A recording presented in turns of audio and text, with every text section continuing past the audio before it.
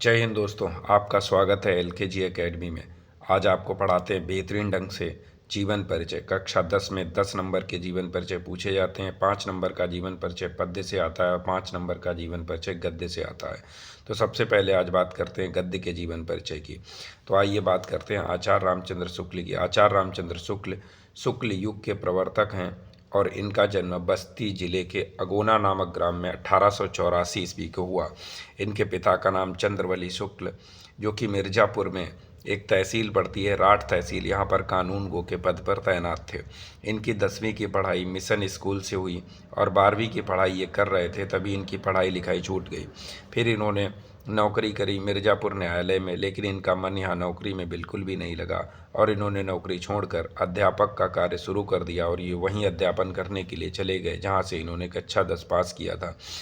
इसी mission school में आकर इन्होंने चित्रकला पढ़ाना शुरू किया। चित्रकला पढ़ाते पढ़ाते ये कहानी, कविता और निबंध लिखने लगे। फिर क्या हुआ, बाबू श्याम सुंदर दास ने हिंदी शब्द सागर को बढ़ावा देने के लिए आचार्य रामचंद्र शुक्ल को काशी बुलाया और काशी नगरी प्रचारणी सभा में इनका स्वागत किया गया।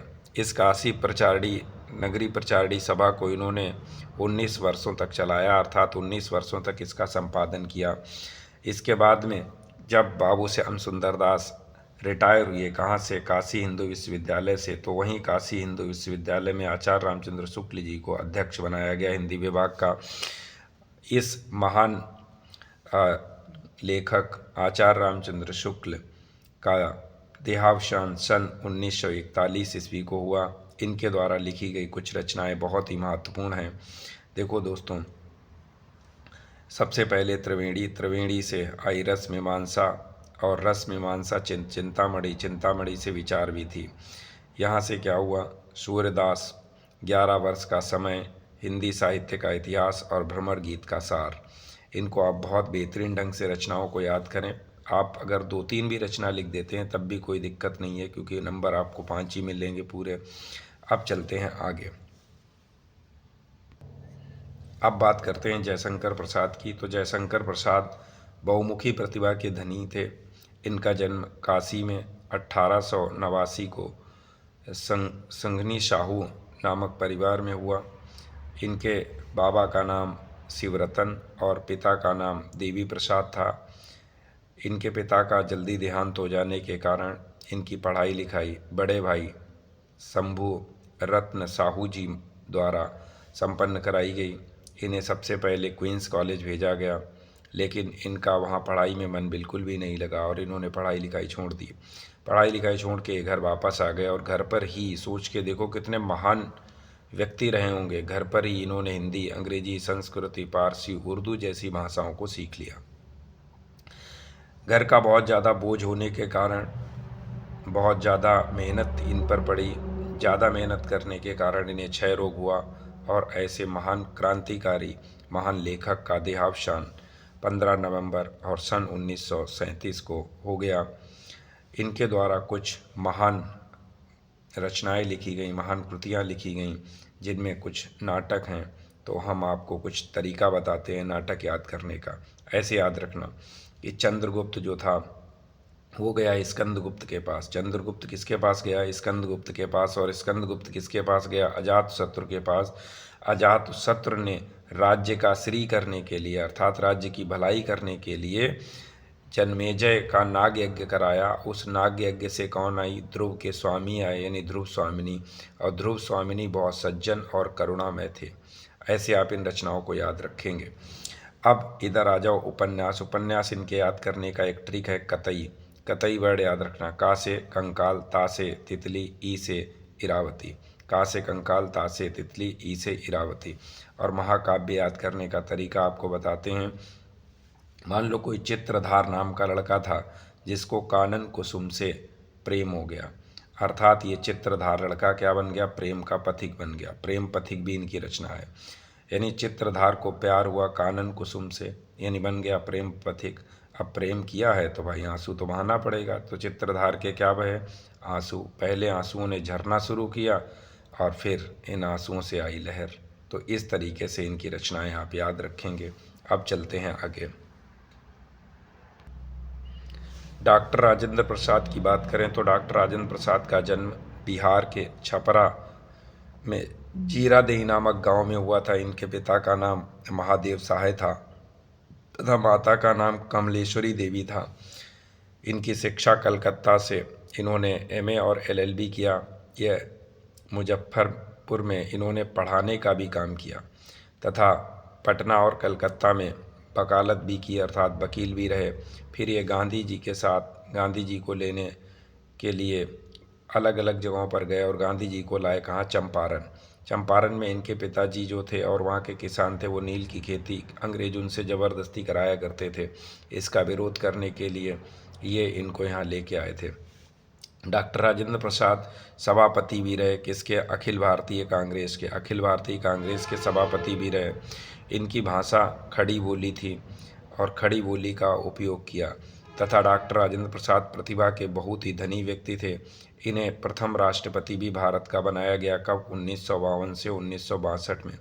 इन्हें भारत रत्न भी दिया गया, कब, 1962 में। ऐसे महान डॉक्टर राजेंद्र प्रसाद का देहावसान 28 फरवरी 1963 ईस्वी को हुआ। इनके द्वारा कुछ रचनाएं लिखी गईं। मैं आपको तरीका बताता हूँ, आप उस तरीके से याद रखना। जैसे डॉक्टर राजेंद्र प्रसाद कहते हैं कि मेरी आत्मकथा में किसके कदम पड़े, बापू के कदमों में चली गई और वहीं से हमने शिक्षा और संस्कृति सीखी, जिससे हमने भारतीय शिक्षा को आगे बढ़ाया। फिर हमने संस्कृति का अध्ययन किया और उससे साहित्य मेरा अच्छा हुआ। फिर मैंने मेरी यूरोप में जो यात्रा हुई, मैंने उसके अनुभव लिखे और मैंने खादी का अर्थशास्त्र बना दिया। एक कहानी के रूप में आप इन रचनाओं को याद रखेंगे। उम्मीद है आप बार बार इसे रिपीट करेंगे, आपको जरूर याद हो जाएगा। अब पढ़ते हैं रामधारी सिंह दिनकर को। रामधारी सिंह दिनकर का जन्म 23 सितंबर सन 1908 ईस्वी को हुआ और कहाँ हुआ, तो बिहार के मुंगेर जिले के सिमरिया नामक ग्राम में हुआ। एक कृषक परिवार में इनका जन्म हुआ। इनके पिता का नाम श्री रवि सिंह और माता का नाम श्रीमती मनरूप देवी था। रामधारी सिंह दिनकर की पढ़ाई लिखाई पटना विश्वविद्यालय से हुई और इन्होंने वहीं से एमए किया, फिर नौकरी भी की और माध्यमिक विद्यालय मेनका घाट में ये प्रधानाचार्य भी रहे। सन 1934 में इन्होंने सब रजिस्ट्रार की नौकरी प्राप्त की तथा हिंदी विभाग का अध्यक्ष भी इन्हें चुना गया। कहाँ चुना गया, तो मुजफ्फरपुर के स्नातकोत्तर महाविद्यालय में हिंदी विभाग के अध्यक्ष भी रहे। सन 1952 को इन्हें राज्यसभा का सदस्य भी चुना गया। रामधारी सिंह दिनकर सन 1972 में इन्हें उर्वशी के लिए भारतीय ज्ञानपीठ पुरस्कार से भी सम्मानित किया गया तथा रामधारी सिंह दिनकर कुलपति भी रहे। कहाँ रहे, भागलपुर विश्वविद्यालय में कुलपति भी रहे। ऐसी महान विभूति रामधारी सिंह दिनकर जी का देहावसान 24 अप्रैल सन 1974 ईस्वी को हो गया। अब चलते हैं आगे, इनकी रचनाओं को पढ़ते हैं। रचनाओं को याद करने का दोस्तों बहुत ही लाजवाब ट्रिक बनाया है और इस कहानी के रूप में याद रखना, कोई आप रचना नहीं भूलोगे। देखो, सबसे पहले धर्म आया और धर्म से बनी भारतीय संस्कृति की एकता, और फिर उस भारतीय संस्कृति की एकता से संस्कृति के 4 अध्याय बने, जिसमें से एक अध्याय ने क्या किया, एक बट पीपल उगाया। क्या उगाया, बट पीपल। बट पीपल भी इनकी रचना है। इस बट पीपल को जब उगाया तो इस बट पीपल ने अपनी उजली आँखों से, उजली आँखें भी इनकी रचना है, उजली आँखों से इस मिट्टी की ओर निहारा, मिट्टी की ओर भी इनकी रचना है। इस मिट्टी पर क्या था, रेत में क्या निकले, फूल, तो रेती के फूल भी इनकी रचना है। ये रेती के फूल कौन ले गया, अर्धनारीश्वर भी इनकी रचना है। रेती के फूल कौन ले गया, अर्धनारीश्वर ने इसे कहाँ पहुँचाया, देश विदेश में। ये देश विदेश जब गए तो ये किसी चीज़ की खोज में थे। अर्धनारीश्वर किसी चीज़ की खोज में थे। किसकी खोज में थे, शुद्ध कविता की खोज में थे। ये खोज कर ही रहे थे, तब तक पड़ गया सूरज का ब्याह। ये चले गए सूरज के ब्याह में और वहाँ इन्होंने मिर्चे का खूब लिया मज़ा, अर्थात मिर्च का मज़ा, ये भी इनकी रचना है। और मिर्च का मज़ा लेकर इन्होंने मारी हुंकार मारते ही इन्होंने प्राणों को किया भंग। किसके, रेणुका और उर्वशी के, 2 लोगों के प्राण इन्होंने निपटा दिए। किसी के प्राण नहीं निपटाए दोस्तों, कहानी के फॉर्म में बता रहा हूँ। तो मिर्चा खा के मिर्चे का मजा लेकर इन्होंने क्या मारी हुंकार, हुंकार में क्या किए प्राणभंग, किसके, रेणुका और उर्वशी के। फिर ये पहुँचे कहाँ, कुरुक्षेत्र। कुरुक्षेत्र में मिले किससे, परशुराम से। परशुराम से मिले, परशुराम के साथ दो लोग और थे, कौन कौन, रश्मिरथी और सामधेनी। तो इस तरीके से ये कहानी के फॉर्म में याद रखना दोस्तों। यहाँ से बहुत बेहतरीन कहानी, आराम से आपको रचनाएं याद हो जाएंगी। एक बट पीपल के पेड़ ने अपनी उजली आँखों से, उजली आँखें भी रचना है। मिट्टी की ओर देखा तो मिट्टी की ओर की भी रचना है। इस मिट्टी में क्या थे, रेती, रेती के फूल, रेती के फूल भी रचना है। कौन ले गया, अर्धनारीश्वर। कौन ले गया, अर्धनारीश्वर। अर्धनारीश्वर ने कहाँ पहुँचाया, देश विदेश। ये किसकी खोज में लगे थे, शुद्ध कविता की खोज में। तब तक किसका ब्याह पड़ गया, सूरज का ब्याह। सूरज के ब्याह में इनने मिर्चा का क्या लिया, मजा, और मजा मार के कहाँ मारी, हुंकार। हुंकार से क्या प्राण किए भंग, किसके, रेणुका और उर्वशी के। फिर कहाँ पहुँचे, कुरुक्षेत्र। कुरुक्षेत्र में किससे मिले, परशुराम से। परशुराम के साथ में कौन कौन आया था, तो रश्मिरथी और सामधेनी। अब चलते हैं आगे। अब दोस्तों समझते हैं पद्मलाल पुन्नालाल बख्शी। पद्मलाल पुन्नालाल बख्शी का जन्म 27 मई 1994 को खैरागढ़ में हुआ। कहाँ, 27 मई 1994 को खैरागढ़ में हुआ। इनके पिता का नाम उमराव था और इनके बाबा का नाम पुन्नालाल बख्शी था। इनकी मृत्यु 1977 में हुई और इन्होंने संपादन किया किसका, दो पत्रिकाओं का, सरस्वती और छाया पत्रिका का। इनकी रचनाएं दोस्तों बड़ी इंपॉर्टेंट ढंग से मैंने लिखी हैं, आप बहुत ध्यान से याद करना। देखो, एक प्रदीप नाम का व्यक्ति था, प्रदीप भी इनकी रचना है। प्रदीप नाम के व्यक्ति पर छाया आ गई, तो छाया भी इनकी रचना है। किसकी छाया आ गई, सरस्वती की छाया आ गई। जब सरस्वती की छाया आई तो इन्हें ज्ञान प्राप्त हुआ।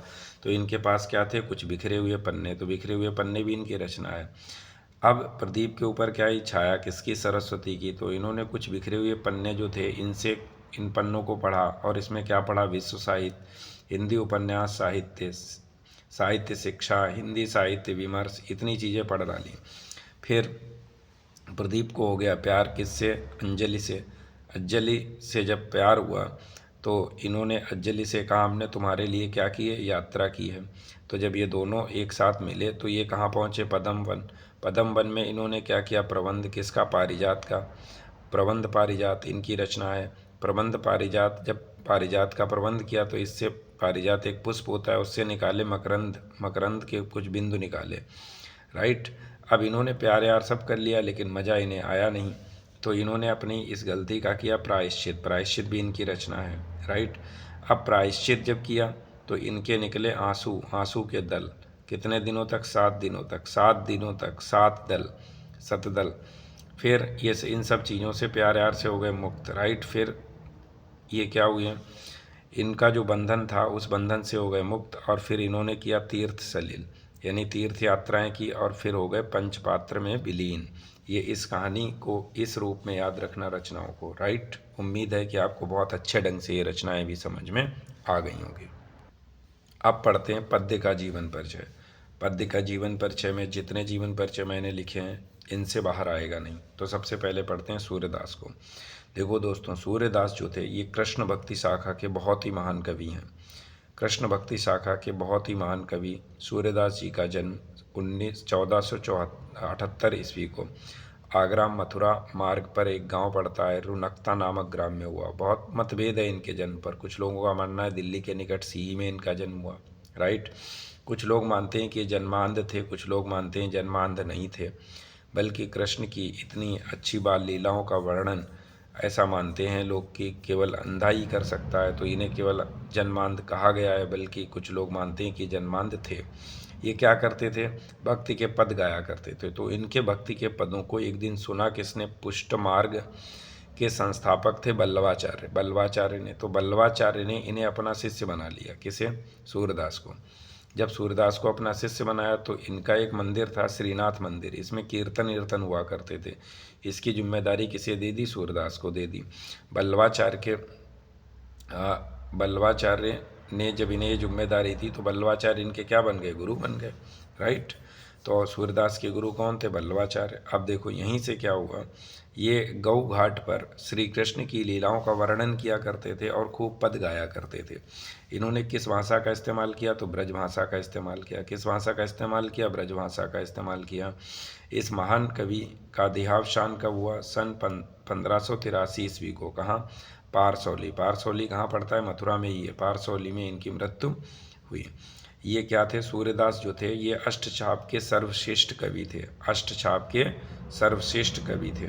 और सूर्यदास के द्वारा लिखी गई कृतियाँ जैसे साहित्य लहरी, सूर्य सारावली और साहित्य लहरी, ये याद रखना। एक दो बार इसको सुनते रहिए और आराम से आपको याद हो जाएगा और आप लिख भी पाओगे अच्छे ढंग से। अब पढ़ते हैं गोस्वामी तुलसीदास के बारे में। तो दोस्तों, गोस्वामी तुलसीदास के बारे में एक बढ़िया वर्ड लिखना, क्या? कवि कुल चूड़ामणि। गोस्वामी तुलसीदास कवि कुल चूड़ामणि थे। इनका जन्म सन 1532 ईस्वी को उत्तर प्रदेश के बांदा जिले के राजापुर नामक गांव में हुआ। इनके बचपन का नाम तुलाराम यानी राम बोला था।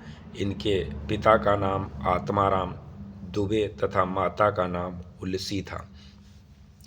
इनके गुरु का नाम नरहरिदास था। ये इन्हें बड़ी मुसीबत से मिले थे और इनका विवाह रत्नावली से हुआ। रत्नावली बहुत सुंदर थी, तो गोस्वामी तुलसीदास को रत्नावली से बहुत प्रेम था। कितना प्रेम था? तो रत्नावली अगर अपने ससुराल मायके जाते तो ये पीछे लग लेते थे। मतलब ये सुबह पहुँची तो ये शाम को पहुँच जाते थे ससुराल, ऐसा प्रेम था। मतलब इनके बिना ये रह ही नहीं पाते थे। तो एक दिन क्या हुआ, ये आधी रात में पहुँच गए ससुराल। तो रत्नावली ने कहा इनसे कि अस्ति चर्मय देहमम तामे ऐसी प्रीत तैसी जो श्री राम में होती ना तो भवभीत। मतलब जैसा प्रेम तुम मुझसे कर रहे हो, इसमें क्या है? हड्डियाँ मांस, अस्थि चर्मय देहमम, अस्थि हड्डी और मांस से इतना प्रेम है। अगर तुमने ऐसा प्रेम कहीं राम से किया होता तो आप बिल्कुल मतलब बहुत अच्छी भावभीति हो जाती है आपके साथ में। तो यहीं से इन्होंने अपनी पत्नी को और परिवार को छोड़ दिया और वैराग्य की ओर चले गए। फिर वैराग्य की ओर चले गए। भगवान राम की इन्होंने खूब कड़ी तपस्या करी, आराधना करी और वहीं से ये राम भक्त बने। राम भक्ति के सबसे प्रतिनिधि कवि बने। अर्थात इन्होंने अवधी और ब्रजभाषा का प्रयोग किया। गोस्वामी तुलसीदास जी का देहावसान 1623 ईस्वी को हुआ। इनकी कुछ कृतियां हैं जो आप याद रखेंगे, क्योंकि 2 नंबर में आपको ये भी लिखनी है, जैसे कवितावली, गीतावली, जानकी मंगल, पर्वती मंगल, ये इनकी रचनाएं हैं। दोस्तों, इन्हें आप कंप्लीट कर लीजिए। 10 नंबर आपके यहाँ से बाहर नहीं होंगे। अब आपको कुछ और नाम और थोड़ा बहुत उनका जीवन परिचय बता देते हैं। अगर ये 2 ना आए तो आप लिख लेना। महादेवी वर्मा के बारे में भी पढ़ लेते हैं। महादेवी वर्मा का जन्म 1907 में फर्रुखाबाद में हुआ था और होली के दिन इनका जन्म हुआ। इनकी माता का नाम हेमरानी था, जो कि एक छोटी पूरी कवित्री थीं। इनके नाना जो थे वो ब्रजभाषा के बहुत बढ़िया कवि थे, ब्रजभाषा में कविताएं लिखा करते थे। तो माता जी और नानी का इन पर बहुत गहरा प्रभाव पड़ा। 9 वर्ष की उम्र में इनका विवाह हो गया। सोच के देखो दोस्तों, 9 वर्ष की उम्र में इनका विवाह हुआ स्वरूप नारायण वर्मा से। और इनकी माता हेमरानी का जल्दी स्वर्गवास हो जाने के कारण इन्हें बहुत दिक्कतों का सामना करना पड़ा, लेकिन इन्होंने अपनी पढ़ाई नहीं छोड़ी और उसका परिणाम ये हुआ कि इन्होंने मैट्रिक से एमए तक की पढ़ाई फर्स्ट डिवीज़न की, मतलब थ्रू आउट फर्स्ट क्लास नहीं। इसी के कारण इन्हें प्रयाग महिला विद्यापीठ में प्रधानाचार्य बनाया गया। इस महान शख्सियत का स्वर्गवास 11 सितंबर 1987 ईस्वी को हुआ। इन्होंने जब ये मैट्रिक्स में ही थी, मतलब कक्षा 10 में ही थी, उसी दौरान इन्होंने रचनाएं करना शुरू कर दिया था। इनकी पहली रचना चांद नामक पत्रिका में प्रकाशित हुई। इनकी जितनी भी रचनाएं हैं उनमें करुणा, भावुकता और रहस्यवाद, वेदना जैसी चीज़ें दिखाई देती हैं। महादेवी वर्मा को आधुनिक युग की मीरा और पीढ़ा की गायिका कहा जाता है। महादेवी वर्मा को केसरी, मंगला प्रसाद, पद्म भूषण, ज्ञानपीठ पुरस्कार, भारत भारती पुरस्कार जैसे तमाम पुरस्कार मिले। और क्यों न मिले दोस्तों, जिसका 9 वर्ष में विवाह हुआ माता का देहांत हो गया हो, उस व्यक्ति ने ऐसे कमाल किए हों तो ज़रूर ही इन्होंने मेहनत की होगी। और नेचर कभी किसी की मेहनत को बर्बाद नहीं करती है। वैसे ही महादेवी वर्मा की भी मेहनत व्यर्थ नहीं गई और आज भी हम लोग ऐसी महान शख्सियतों को पढ़ते हैं। हम लोग भी धन्य हैं और ये लोग तो धन्य हैं ही। और धन्य थे। ऐसे लोग कभी मरते नहीं, ये लोग अमर ही रहते हैं। तो महादेवी वर्मा की कृतियाँ कुछ याद रखना, जैसे नीरजा, निहार, दीपशिखा, संध्या गीत। तो एक मान लो कोई नीरज नाम का लड़का था जिसने निहारा किसकी तरफ, दीपशिखा की तरफ, कब, संध्या का गीत गाते हुए। तो ऐसे याद रखना, नीरजा नाम के लड़के ने निहारा किसकी तरफ, दीपशिखा की तरफ, कब निहारा, संध्या गीत, शाम के गीत गाते हुए। अब पढ़ते हैं सुमित्रानंदन पंत के बारे में। सुमित्रानंदन पंत का जन्म 20 मई 1900 को अल्मोड़ा कौसानी में हुआ। अल्मोड़ा के कौसानी में हुआ। और इनका जैसे ही जन्म हुआ दोस्तों, 6 घंटे बाद इनकी माता का देहांत हो गया। तो सुमित्रानंदन पंत जी की जब माता जी नहीं रहीं तो इनका पालन पोषण इनकी दादी ने किया। इनकी शिक्षा अल्मोड़ा से प्रारंभ हुई और यहीं इन्होंने अपना नाम गुसाई दत्त से बदलकर सुमित्रानंदन पंत रखा और 1950 में ये ऑल इंडिया रेडियो के परामर्शदाता बने। ऐसे महान सुमित्रानंदन पंत जी का स्वर्गवास 28 दिसंबर सन 1977 को हो गया। इन्होंने 7 वर्ष की अवस्था में ही कविता लिखना प्रारंभ कर दिया था। इनकी पहली कविता 1916 में गिरजे का घंटा सामने आई और 1920 में उच्छ्वास और ग्रंथि जैसी रचनाएं इन्होंने करी। महात्मा गांधी के सत्याग्रह में सभी शामिल हुए, लेकिन बहुत ही सरल हृदय के होने के कारण ये सत्याग्रह में टिक नहीं पाए और वहाँ से फिर वापस आए। 1927 में इन्होंने वीणा नामक ग्रंथ लिखा, 1928 में पल्लव और 1939 में काला कांकर जैसी महान रचनाएं करी। इन्हें ज्ञानपीठ पुरस्कार भी दिया गया और क्यों न दिया जाए। सुमित्रानंदन पंत बहुत ही महान कवि हुए हैं। सुमित्रानंदन पंत की कुछ रचनाएं हैं दोस्तों।